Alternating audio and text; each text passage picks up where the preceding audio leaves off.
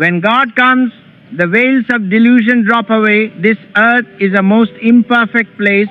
When prosperity comes, war breaks out and sets mankind back centuries again. But don't take the ups and downs of this life too seriously. No matter what happens, inwardly say, it is all right.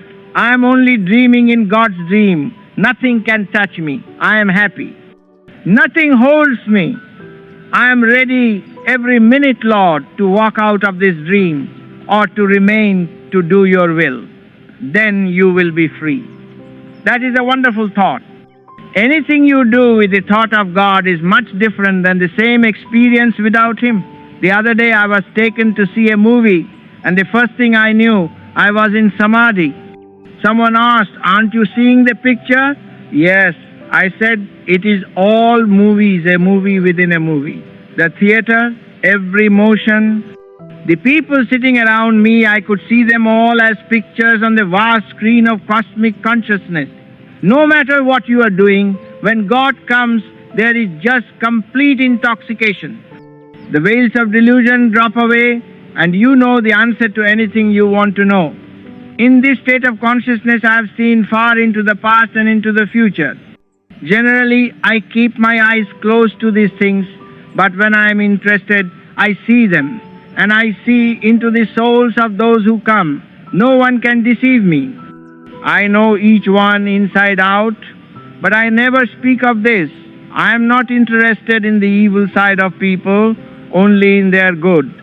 I don't encourage crowds of curiosity seekers, but I do encourage true souls in their individual romance with God. Such joy, such happiness, to have the love and protection of the divine is the highest of all achievements, and you will find it here by making a little effort. I come only to tell you of that joy of God, of my own free will. I give my time to serve you all. My reward is those souls who really love God and are in tune with this work of self-realization, Yogoda Satsanga. I am not bound or attached to anything. Any time I wish to walk out, I can do so, for I have no illusions of name and fame, which only means to be beautifully eulogized and then buried. Whoever comes freely, I give of my time and my realization. And if you would receive it. I am only too glad to give to you, for I know how hard it is to be without the infinite beloved. No matter where I am, you will receive from me that friendship and help. The tiger of death is after you, and you must reach home. If you value your souls, you will make the effort. Study the self-realization Yogoda Satsanga lessons, practice the techniques, meditate deeply, and if you sincerely persist for 7 years with intense concentration, you will have such spiritual satisfaction in your life that you will never forsake or forget this path. So don't wait. I come only to tell you of that joy. And I ask nothing of you but that you tune in with me so that I may give you that joy which is in me even as I talk, that joy of God. It is so personal and sacred. Even to speak of it is sacrilegious. But He knows I do not say it to extol myself, but to help you. He knows I love Him above all else, and I know He loves me. Hold to the thought that this earth life is like a motion picture. It is not real. To think it is real is to doubt God and to be shattered by torments and death. But in the movies there is no actual life and death in the play on the screen, merely electrical shadows moving here and there. The bullet that is fired and the man who is shot, both are nothing but electrical images. A long time ago I went to see a movie about Abraham Lincoln. I was watching that great hero and deeply appreciating his noble deeds when suddenly he was killed. I felt very sad. But then I thought, why feel sorrow? I will wait until the picture starts again and he is reborn.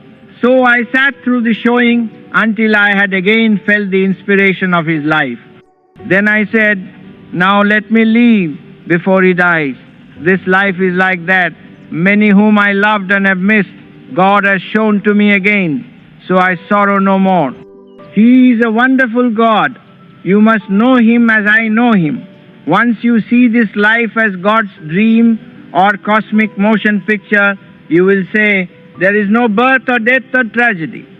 I am not afraid of these delusive changes made of light and shadows, for I am thine immortal child. I have seen life and its dramas played well. It is an interesting play, but no matter what my role in it, I am thy child, eternally one with thee, O Lord. Science has not created or invented anything. It has only discovered what is already existing in God. If we put our minds to it, we can similarly resolve the mysteries about which I am going to speak today. When I talk to you about these things, it is not from what I have read or studied, but from my own direct experience of truth. You may think it's strange, but when I am speaking, I am at that moment seeing whatever I am describing to you. And why not? Through an X-ray machine, you can see the skeletal frame and all of the organs of the body. Certainly the human consciousness has much greater powers of perception than any machine. The little brainless radio can penetrate the ether and receive messages broadcast from miles away. Our consciousness is far more sensitive than this when we learn to finely tune it. Behind the body and all the thoughts identified with it is a subtle inner world, which is vitally linked with this world. You can behold this inner world when you have advanced spiritually. We are accustomed to perceiving and responding primarily to gross manifestations that can be picked up by the senses. For the most part, we remain unaware of the subtle forces around us. Yet every thought we think sets up a particular subtle vibration. Do you know that because of this you can't hide from others what you really are? If you have done wrong, you know it.